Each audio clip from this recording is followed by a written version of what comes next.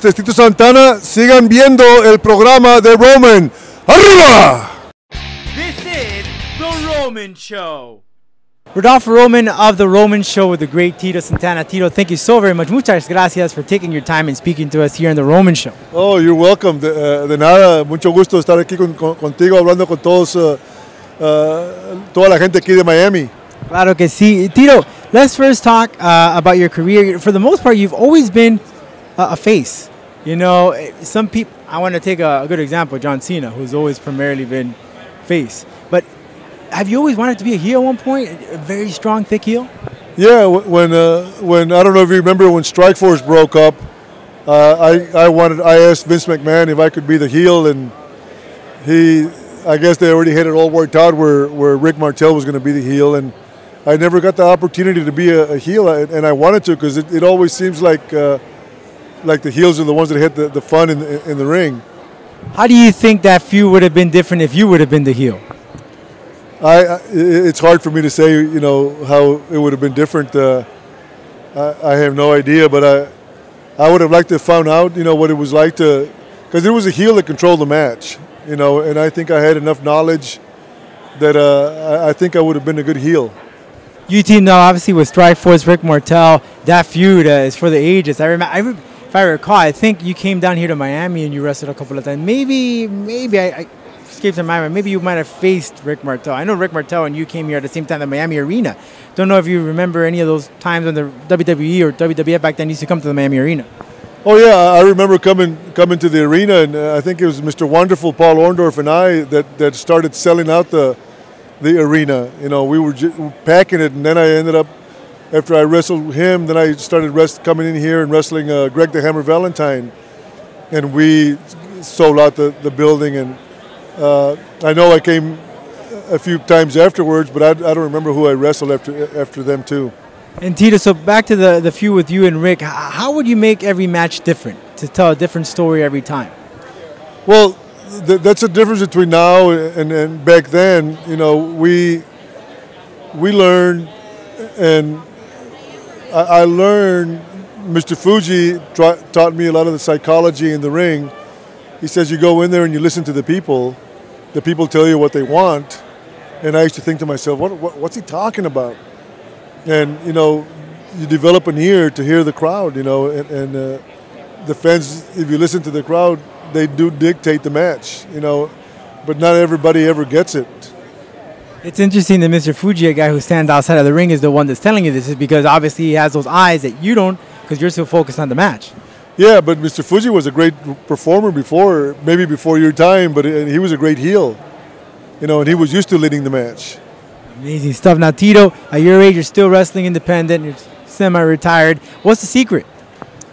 Well, I think I think you have to take care of yourself, and you know, I never burnt the candle on both ends. You know, you got to have put things into perspective, and you know, back then when we were on the road all the time, you know, I chose not to party every night and you know, go crazy, and you know, take care of my body and myself, and I think it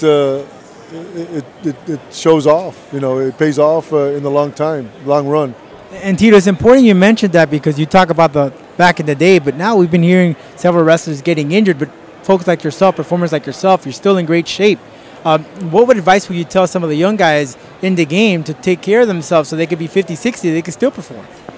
Well, I never got into the steroids, you know, and we still don't know, you know, consequences of steroids, you know, but I do believe that it has affected some of the guys that are no longer with us. You know, stay away from drugs. You know, drugs. I think a lot of the reasons that a lot of guys got addicted to drugs, I think they got addicted to painkillers because we used to wrestle so much and we were always hurt, and people didn't realize that. And you know, before you know it, you get used to taking, you know, painkillers because we're always in pain, and you know, one thing leads to another, and before you know it, you're addicted to painkillers. Hispanics, you know, Hispanics have been in the world of professional wrestling for a long time. Mexicans, of course. What is the current state of professional wrestlers, the Hispanic community in the business? Well, it doesn't look like the WWF is really taking advantage of the Hispanic fan. You know, there's so many Hispanic fans. I wish they would create a Hispanic star and bring all the Hispanic fans back. You know, because the Hispanic fans love wrestling, and I just wish they would do more with somebody that, you know, that's a Hispanic wrestler.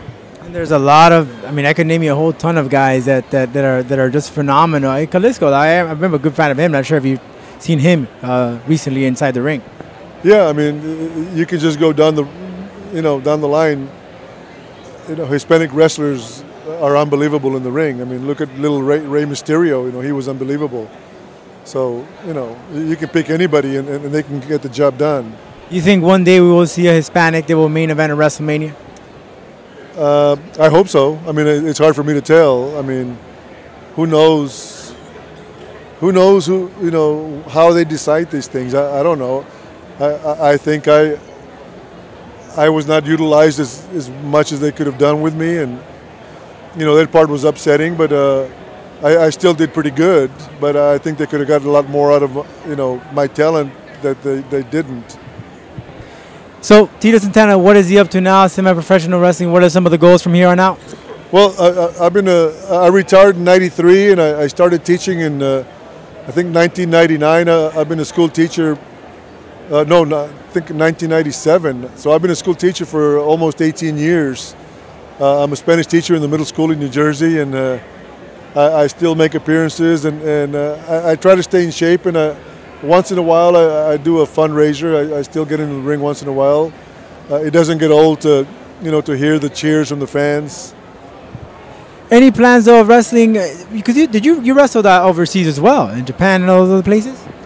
Yeah, it's been a while. It's been about 2 or 3 years that the last overseas trip I took was in Germany.